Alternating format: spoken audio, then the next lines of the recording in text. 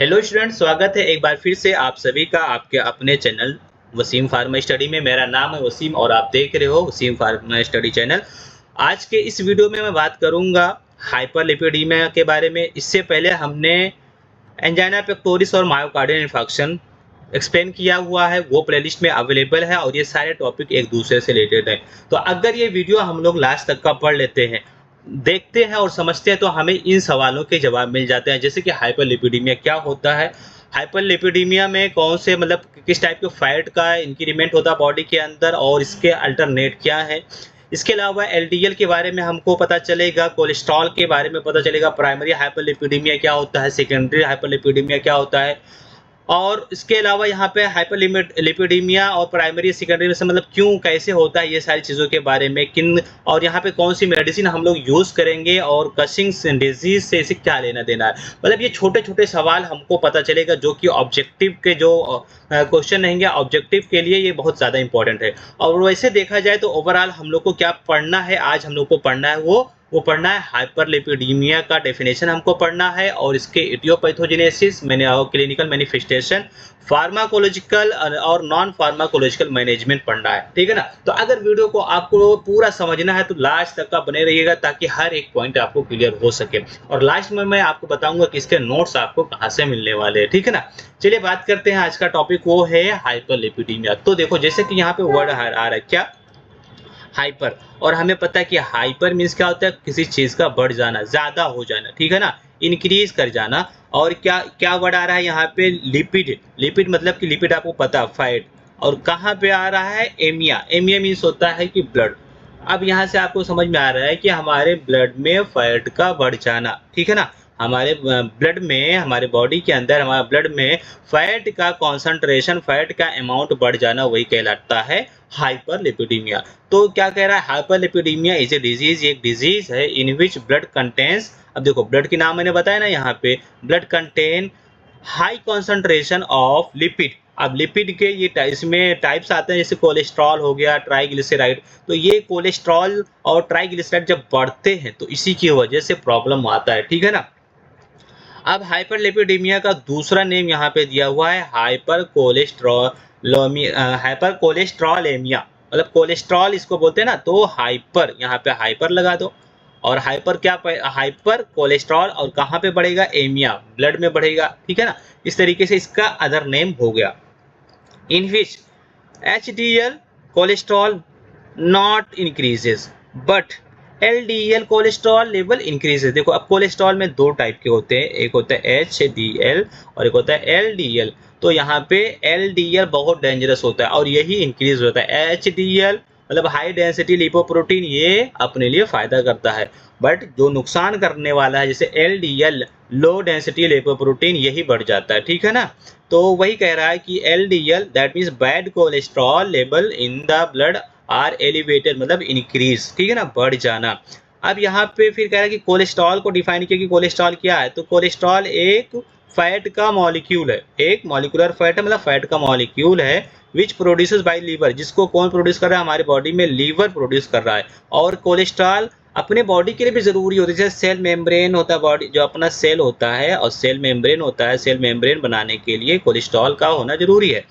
और इसके अलावा ब्रेन अच्छे से फंक्शन करने के लिए भी कोलेस्ट्रॉल चाहिए, हार्मोन प्रोडक्शन के लिए भी चाहिए और विटामिन्स के स्टोरेज के लिए भी चाहिए। तो कोलेस्ट्रॉल कहीं ना कहीं अपने बॉडी के लिए बहुत ज़रूरी है, बट क्या होता है अगर ये ज़्यादा हो जाता है तो हमारे लिए नुकसान कर जाता है। ठीक है। अब हम बात करेंगे यहाँ पे हाइपरलिपिडीमिया के टाइप। तो इसमें क्या कहा गया है, प्राइमरी हाइपरलिपिडीमिया।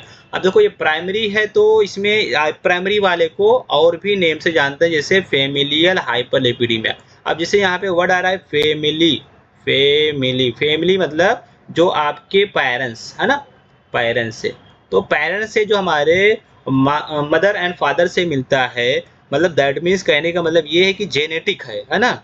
तो कुछ हाइपरलिपिडीमिया ऐसे होते हैं जो क्या होता है, वो जनरेशन टू जनरेशन वो मूव करते रहता है, तो जेनेटिक एबनॉर्मेलिटीज की वजह से होता है। ठीक है। सेकेंडरी वाला है देखो यहाँ पे मैंने लिख दिया है आफ्टर बर्थ। अब आफ्टर बर्थ क्या हो सकता है, जब कोई हमें बीमारी होगी, कोई डिजीज होगा, लाइक क्या हो सकता है, डायबिटीज हो सकता है, नेफ्रोटिक हो सकता है। नेफ्रोटिक में क्या होता है, लॉस ऑफ प्रोटीन, बहुत ज्यादा प्रोटीन का लॉस होता है, तो उसको बोलते हैं।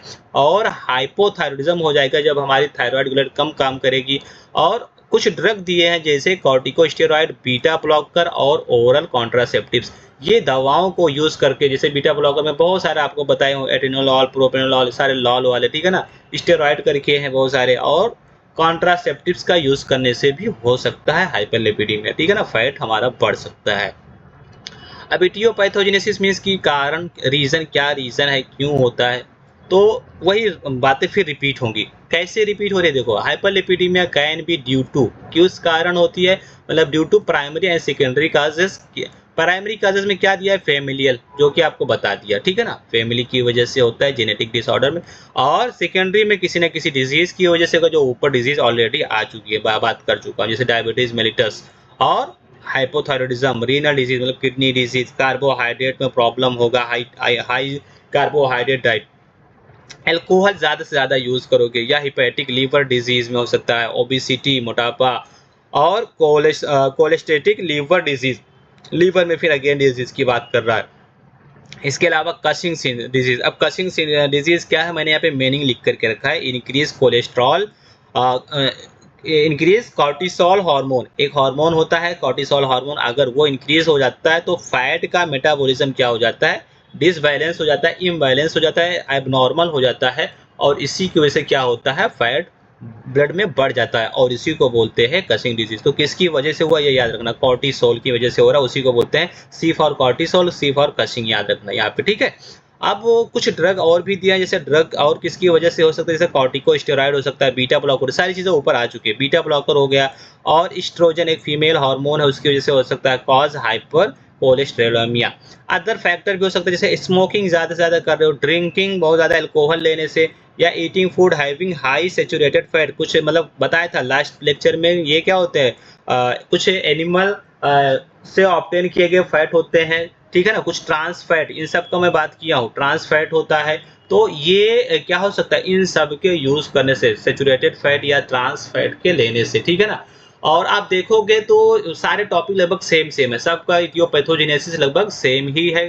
इस चैप्टर के हमने एंजाइना पढ़ा हमने, और इससे पहले जो हमने पढ़ा था CHF, ठीक है ना, उसके बारे में। इससे पहले हमारा देख लो क्या था भाई, एक बार ये मायोकार्डियल इन्फार्क्शन था, ठीक है ना, तो ये हो गया। उसके बाद में क्लिनिकल मैनिफेस्टेशन, क्या क्लिनिकल मैनिफेस्टेशन, क्या आपको सिम्टम्स देखने को मिलेंगे, तो चेस्ट पेन बहुत ज्यादा हो सकता है, और प्रेशर लाइक एंजाइना जैसा, ठीक है ना। चेस्ट पेन क्या था, आपको याद आ रहा है, एंजाइना इसी को तो बोलते थे। ब्लॉकेज ऑफ ब्लड वेसल्स, पूरा अच्छे से आपको बताया था, तो कहाँ पे, हमारे ब्रेन में, हमारे हार्ट में, ठीक है ना। इसके अलावा ब्लड प्रेशर हाई हो जाना, स्ट्रोक हो जाना, मायोकार्डियल इन्फार्क्शन हो जाना, पिछला टॉपिक है ये, कोरोनरी आर्टरी डिजीज हो जाना, जो कोरोनरी आर्टरी है वो ब्लॉक हो जाती है, और कैरोटिड आर्टरी स्टेनोसिस, ठीक है ना। तो कैरोटिड आर्टरी जो हमारे ब्रेन को जाती है, तो इस तरीके से इसमें भी क्या हो जाता है, प्रॉब्लम आ जाता है, तो इन सब की वजह से होता है। देखो स्ट्रोक का मैंने यहाँ पे मीनिंग लिख दिया गया है, stroke happens when blood cannot reaches part of the brain and causing brain cell to stop working। तो स्ट्रोक किसको है भाई, ब्रेन सेल को हमारा क्या हो जाएगा, ब्लड नहीं सप्लाई होगा, तो उसकी वजह से, क्योंकि वहां पे आकर के फैट डिपॉजिट हो गया है, फैट का डिपोजिशन हो गया, ठीक है। क्लिनिकल मैनिफेस्टेशन हमने देख लिया। अब हम बात करेंगे कि यहाँ पे कौन से ड्रग हैं जिसका आप यूज कर सकते हो, ठीक है ना, कौन से ऐसे ड्रग हैं जिसको आपको यूज करना है इसके ट्रीटमेंट में। तो यहाँ पे अब नॉन फार्माकोलॉजिकल मैनेजमेंट है, मतलब विदाउट ड्रग, ठीक है ना, विदाउट ड्रग, कोई भी ड्रग नहीं यूज करना है, ठीक है, विदाउट ड्रग। तो ये जैसे एक्सरसाइज करना है, डेली एक्सरसाइज करना है, अल्कोहल कम से कम कर देना है, स्मोकिंग छोड़ देना है, वेट लॉस करना है, और ये जो सेचुरेटेड फैट खा रहे थे, सेचुरेटेड फैट को कम कर देना है, और लाइफ स्टाइल को अपने चेंज करना है। जैसे आप रह रहे हो ऐसा नहीं रहना चाहिए, कम से कम एक्टिविटी कुछ ना कुछ करते रहना चाहिए, और ऐसे फ्रूट खाना चाहिए जो कैसे हो, ग्रीन वेजिटेबल, फ्रूट, ये सब सारी चीज़ें खाती रहनी चाहिए, और फाइबर वाले फ्रूट ज़्यादा खाते रहना चाहिए। तो ये तो हमें क्या करना है, बचाव करना है इसको, मतलब करना, काम भी करना है इसमें, विदाउट मेडिसिन। इससे हम थोड़ा सा हमें राहत मिल सकता है, आराम मिल सकता है। अब दूसरा है कि हमको यहाँ पे मेडिसिन भी यूज़ करना होता है, और मेडिसिन में जैसे दिया है क्या दिया है, it include the pharmacological agent. अब यहाँ पे आपको मेडिसिन जैसे HMG CoA रिडक्टेज इनहिबिटर। अब HMG एक एंजाइम होता है, याद रखना HMG एंजाइम है, और HMG की क्या करता है, ये कोलेस्ट्रॉल बनाने में हेल्प करता है। कैसे करेगा देखो, यहाँ पे थोड़ा सा मैं दिया हुआ मैं बता दे रहा हूँ डायग्राम में। तो ये एसिटाइल कोएंजाइम ए से क्या होता है, ये बहुत सारे स्टेप के बाद में कोलेस्ट्रॉल आकर के बन जाता है, ठीक है ना। ये सारे स्टेप दिए हैं, इतना हमें डीप में नहीं पढ़ना है। अगर हाँ स्क्रीन पर दिख रहा है आप देख सकते हो। तो यहाँ पे HMG को ए आता है, ठीक है ना। और इसी HMG को ए जब बनता है सेकंड स्टेप इसका, तो उसी टाइम पे आ जाता है HMG को ए रिडक्टेस। ये एंजाइम आता है और ये रिएक्शन आगे बढ़ा देता है, मिवाइलोनेट बना लेता है, फिर आइसोपेंटानिल बना लेता है, फिर जेरानिल बनाता है, फिर फेरेंसिल बनाता है, फिर क्या बनाता है, सिक्वेलिन बनाता है, और लास्ट में आकर के कोलेस्ट्रॉल बन जाता है, ठीक है ना। ये याद रखो कि ऐसे ये बन जाता है। तो होता क्या है, ये जो HMG है वो ए रिडक्टेज, ये इसमें हेल्पफुल होता है, कहने का मतलब ये है। और जब हम ये स्टैटिन खाएंगे, स्टैटिन लेंगे, जैसे लोवास्टैटिन, सिमोवास्टैटिन और मेटावास्टैटिन, परवास्टैटिन, एटरोवास्टैटिन, पिटावास्टैटिन, रोजुवास्टैटिन, बहुत सारे ये होता है ना ड्रग आते हैं, तो वो सब लेंगे तो ये ड्रग आकर के इसी को ब्लॉक कर दे देंगे, ये स्टेप को। तो आगे स्टेप नहीं बढ़ेगा, इस तरीके से कोलेस्ट्रॉल नहीं बनता है ना। तो ये सारा दिखाया गया। बाकी ये थोड़ा एक आर्टरी दिखाया गया, इसमें LDL HDL का पूरा सा डायग्राम दिखाया गया है आपको। तो ये कहा गया, ठीक है ना, ये आपको याद रखना है। बाकी इसके अलावा फाइब्रिक एसिड डेरिवेटिव, जिसमें क्लोफेब्रिनेट, फिनोफेब्रिनेट, जेमफिब्रोजिल, ये सारी चीजें आप कम से कम 2-2 ड्रग याद कर लेना। और बाइल एसिड्स और सेक्वेस्टर ट्रांस्ट, ठीक है ना, सेक्विस ट्रांस्ट। और इसमें क्या करना है, कोलेस्ट्रामाइन और कोलेस्टेपॉल याद कर लेना है। इसके अलावा LDL ऑक्सीडेशन इनहिबिटर, जिसमें प्रोबिकॉल होता है, ठीक है ना। और पायरिडीन डेरिवेटिव, जिसको नियासिन या विटामिन D3, मतलब इसको ये कहीं कहीं ऑप्शन में ये लिखा रहता है, कहीं ये लिखा रहता है, तो ये भी राइट है।